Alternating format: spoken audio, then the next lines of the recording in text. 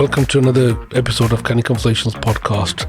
Today we're at the offices of Pathway Group in Tyseley, a little bit away from our normal setup and our normal office, which as our regular listeners will know, it's in Edgbaston, and I've got a very important guest today who's come in to meet our team, our senior executive team, as well as talk about the organisation, some of the challenges within the sector.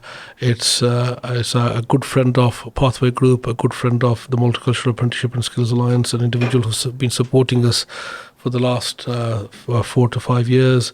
It's our friend Alex Birks, the Chief Executive of ATHE. Welcome to the offices. Welcome to Canny Conversations podcast. Thank you, Saf. It's always a pleasure to be here. We've had a fantastic meeting this morning. All the team contributed. We went entirely off-piste from the agenda, which is always the best way. We've talked about different opportunities, different avenues that we can progress together in partnership. And so another very rewarding meeting today. Thank you, Alex. Yeah. Alex, when I speak about your good self, people say that you're one of the sector's most quietly influential leaders, and that's in the awarding organisation space. That's also in the vocational education space. Mm-hmm. So, tell me a little bit about yourself, your role, and obviously the awarding organisation that you work for, ATHE. Sure, I'm very happy to. Been in corporate life for about 30 years, all in.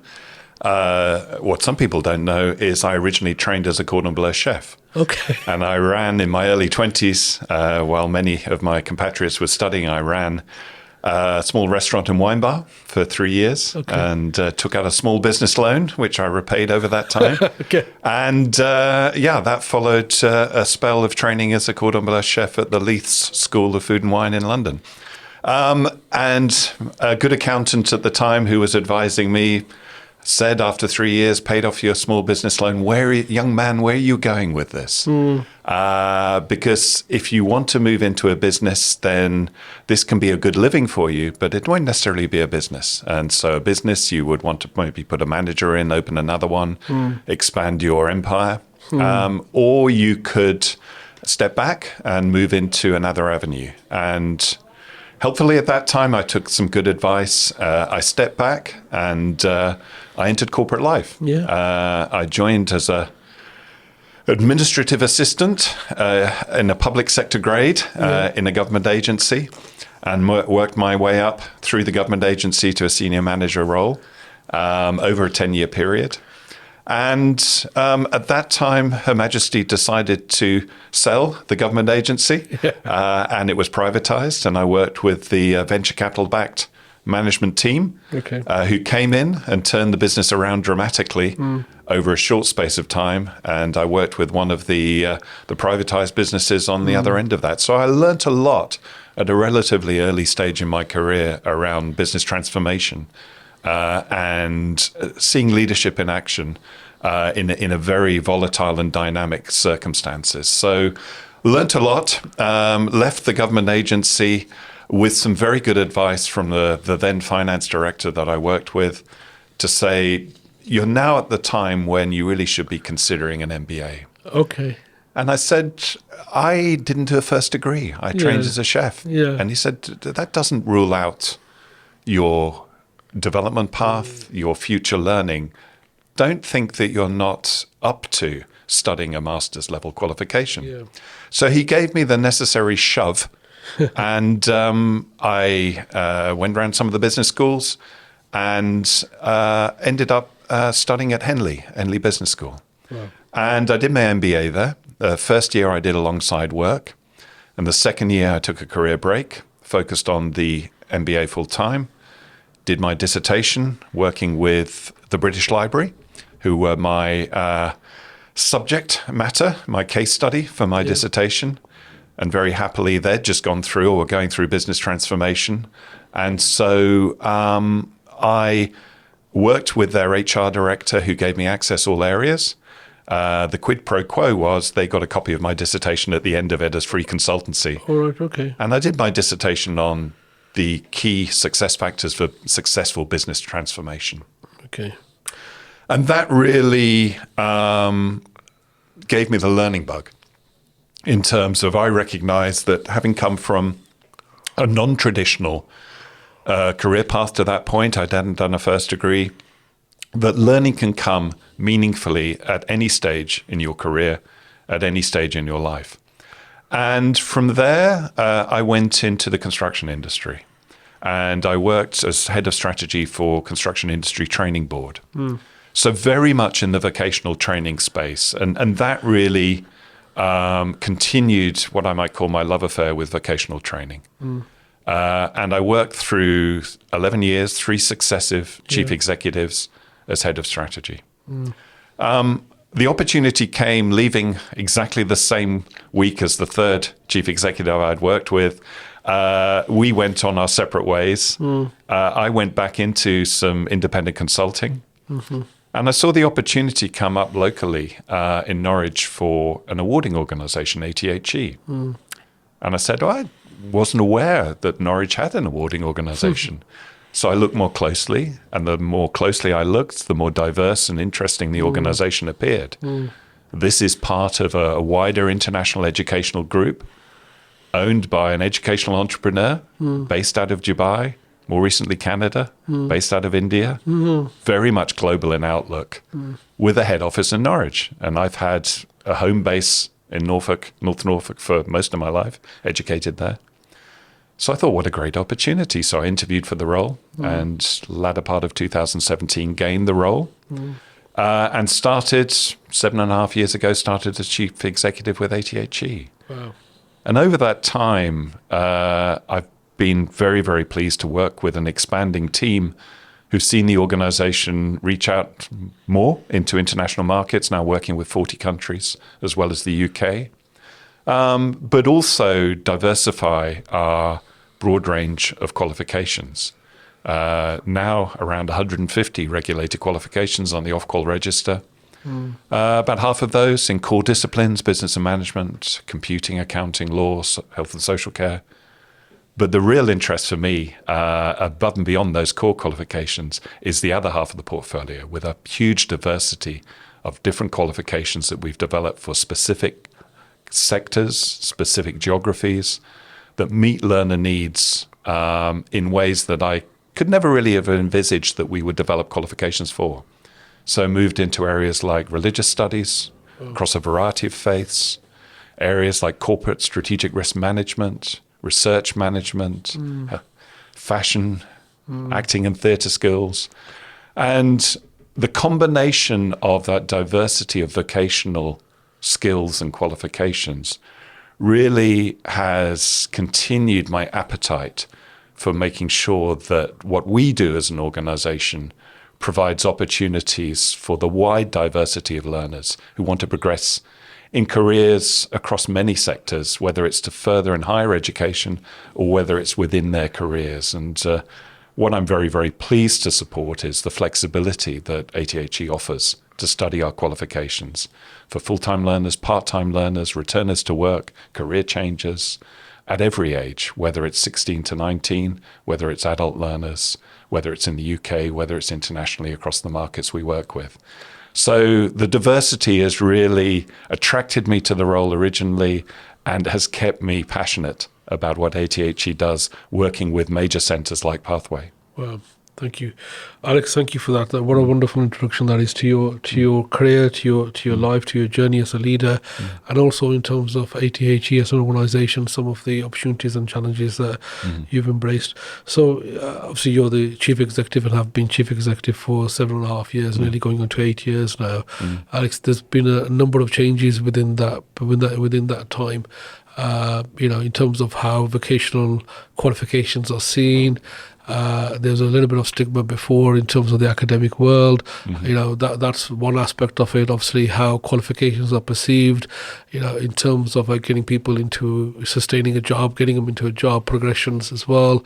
And then really the whole world with regard to how the UK qualification market is seen. So talk to us a little bit about some of those changes that you've personally sort of witnessed and seen, and just pick out some highlights for us if you don't mind. Oh, sure, happy to. And as you say, the world of education is constantly evolving, and never more so than the last 7 years, and particularly recently.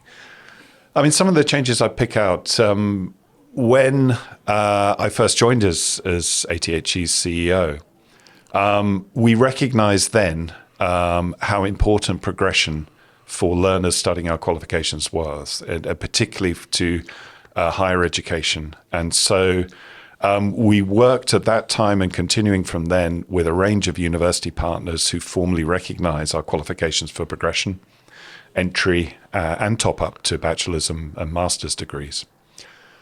But when I joined ATHE,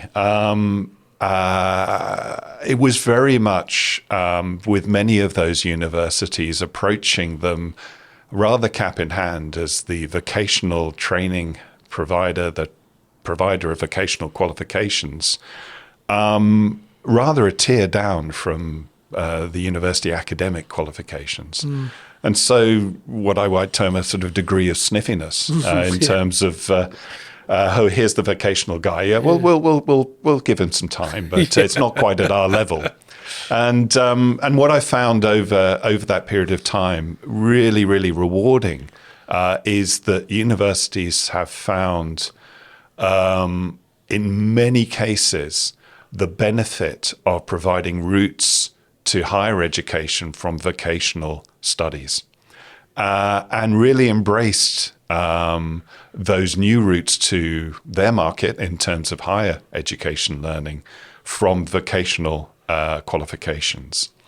And so over that period of time, I found an increasingly receptive audience in terms of the universities I engage with, which now more recently in the last 18 months, 2 years, there's been a real pull factor from the universities that we work with to say, where can we work together more, both in the UK, but also particularly internationally? Where can we work more closely in partnership? And indeed, over the last 18 months, we've formed some, out of the 25 university partnerships that we have, we've formed 5 or 6 very close strategic alliances, both with UK and international universities, where we work very much in partnership to understand how we, working together and with our centres and ultimately with the learners, can provide them with a streamlined, effective route to progression to higher education. So that's been a very notable change over the years. And indeed, we are now proactively approached by universities that would like to work with us. And so that's been a real sea change in terms of the relationship that we have with higher education. I think one of the other things that I call out in terms of changes over recent years is individual empowerment. I mean, learners now have so much access to information to be able to make their own choices and chart their own direction in terms of their learning. It wasn't so long ago that learners had to rely on intermediaries, third parties. Yeah. Tell me, based on my interests, what I should study. Tell me who I should study with. Yeah. Now, with the access to the internet and AI-enabled research, they can very quickly empower themselves in terms of the right learning choices. Right. And so learner empowerment is something that we as ATHE have really experienced over recent years. That previously we dealt primarily with centres as our core customer base, the centres who deliver our qualifications. Yeah. But more recently, over the last 3 or 4 years in particular, we've had an increasing uptick in the number of learners that engage directly with us and want to know, these are my interests. This is my direction in career terms. This is my direction in higher education terms. What should I study? And where would my progression route lead me? And then who should I study with from one of our approved centres? And so learner engagement directly has been a real change for us over recent years. And we've seen that through our social media. We were very fortunate, and something that we continue to do, to engage some fresh graduate interns last year. Yeah. They've all gone on to permanent positions with ATHE. And one of those interns who came to us from the University of East Anglia has taken on a substantive role with us this year, a permanent role, looking after our marketing. He's done some great things, Alex Lee, great things with our social media. And the volume of individual learner engagement with our social media platforms has really gone off the scale from where it was. Okay. So that's been very rewarding. And it's shown us that the marketplace has shifted. And to really make learning meaningful, you've got to target the end user, who's the learner. And you've got to put them at the center of everything that we do, the choices that we make, the decisions around our qualifications. You need the learner in the room to make those decisions. Yeah, Alex, really appreciate that. I mean, every time we have a conversation, again, today as well, there's key words which are in your vocabulary that you mention and you talk about quite often. Strategy is one of them. Obviously, you've had a few job titles with the word strategy or strategic aspect of it. That's key there. That picks up. Partnership, collaboration is another few words that seem to be sort of part of how you work and how you operate, and the other one is really the whole customer success element of it, the learner in mind or customer aspect of it.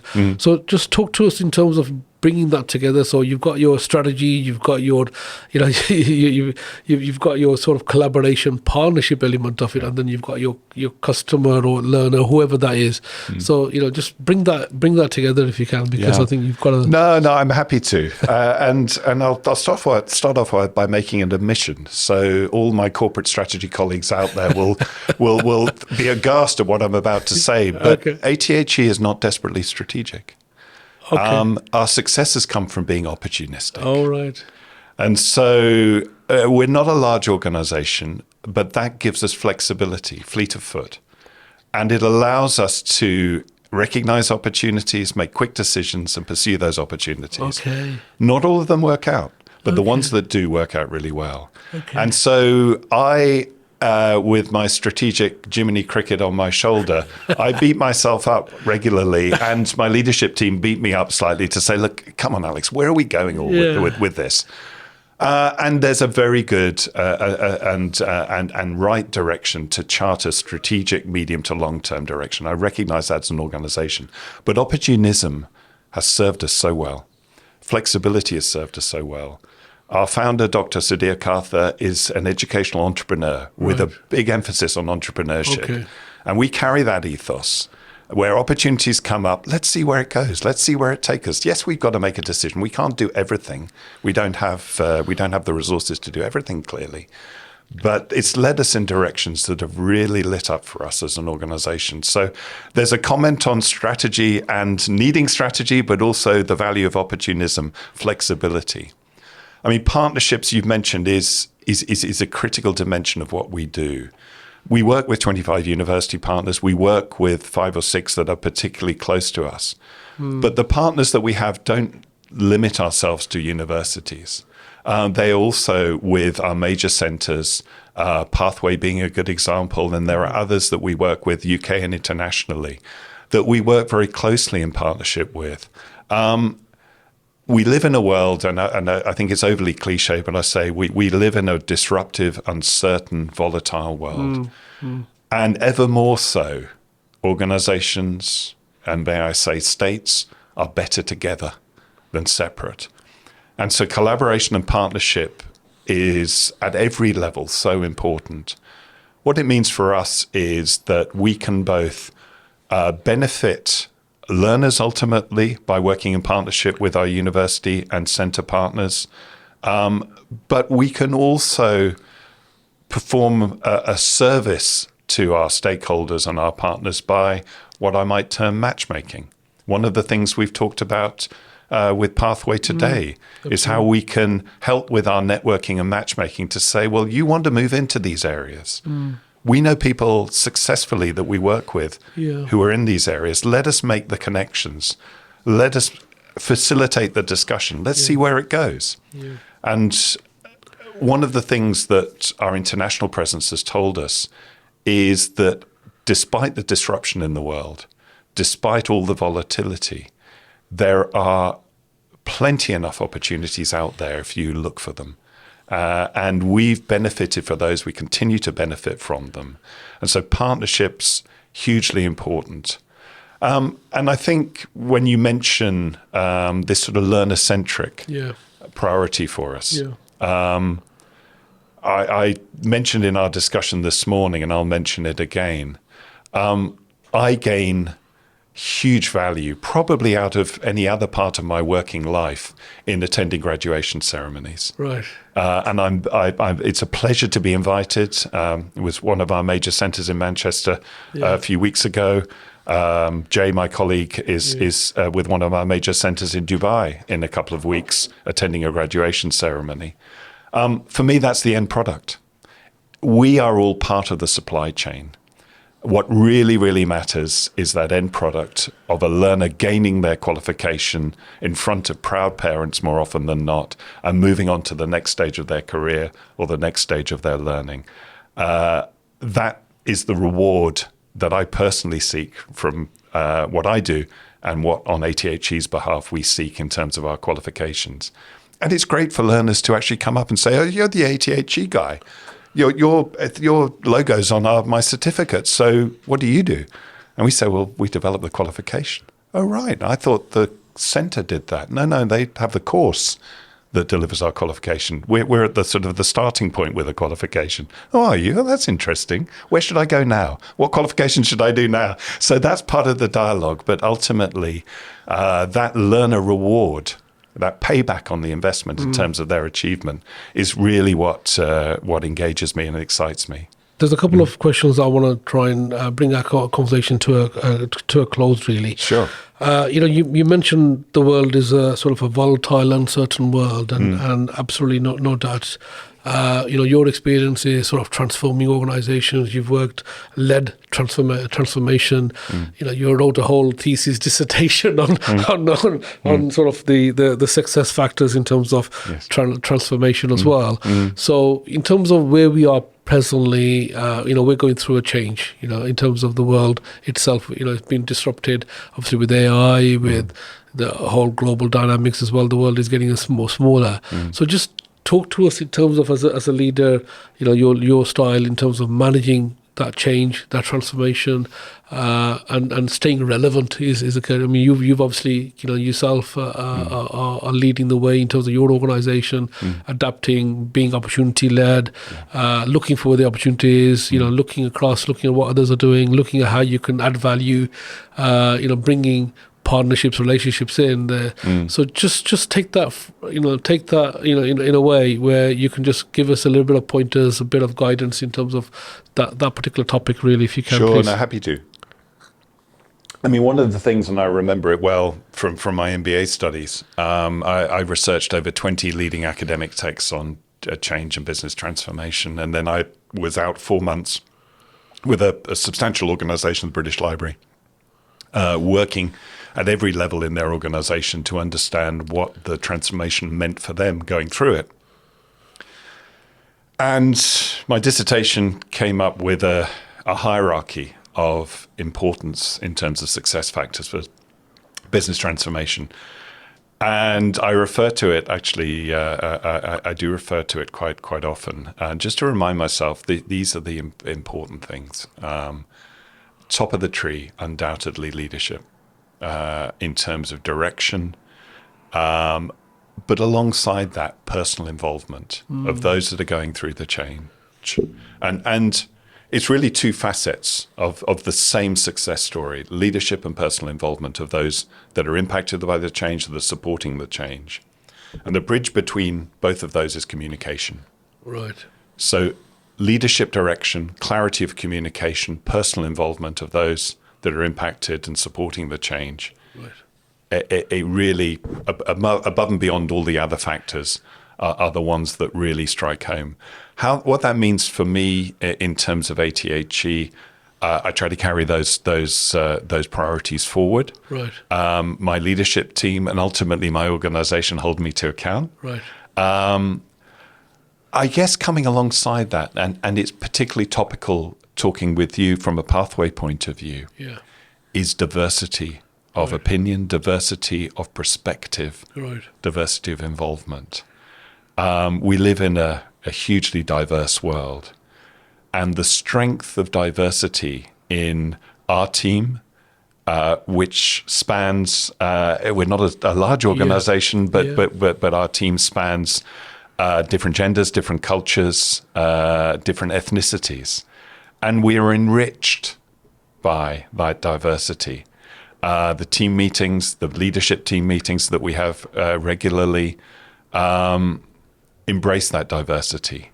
And I would say that every organization should make sure that they have representative diversity across all the characteristics. I mean, the other one, hence, as I mentioned, our 3 graduate interns that we took as an organization last year, is a diversity in age.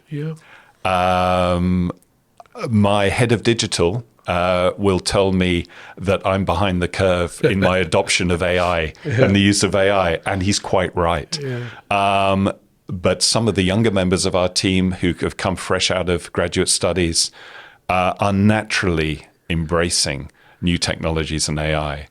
And so one of the benefits and strengths that we have is we have that diversity of perspective when it comes to ages and how younger people quite often embrace technology as a natural engagement, and how I can sit alongside some of the younger members of my team and say, humor me for a moment. Can you just show me how this works? And just the basic questions.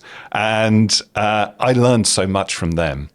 And having that youth perspective, particularly as an educational organization, really does empower us to just think about the end users for our qualification that more often than not can be at an earlier stage in their careers, early stage in their learning, and can relate much more to a youth perspective over what we do and how we present our qualifications. So those facets for me, very, very important for us as an organization and what we do. Thank you, Alex. I mean, I just want to say, as from my sort of final words, and then I'll let you have anything that you wish to say to the audience or to anybody listening. Alex, it's always wonderful talking to you because you bring a different dimension, and you bring energy in, you bring insights in, and you have an open mind in terms of a problem solving issue mind, and you break things down, which I personally value and have learned from, and as an organization, we're very proud to have you as one of our strategic partners. You always give us a lot of respect, and we feel valued. So that's something that I'll say. Definitely entrepreneurial as an awarding organization, without doubt. Definitely adaptive and fit for purpose. You try and look to resolve and solve problems and look beyond the curve, at least in terms of as an organization, even though, as you said, you might be personally behind the curve a little bit in terms of AI, but as in terms of the offer, it's a unique proposition. It's very much ahead of the curve in many aspects of it. It's a very broad offer. And it's continually adapting, continually changing, and as I said, you're a very customer centric organization, and we respect you and value you highly, and very proud to work with you in any way.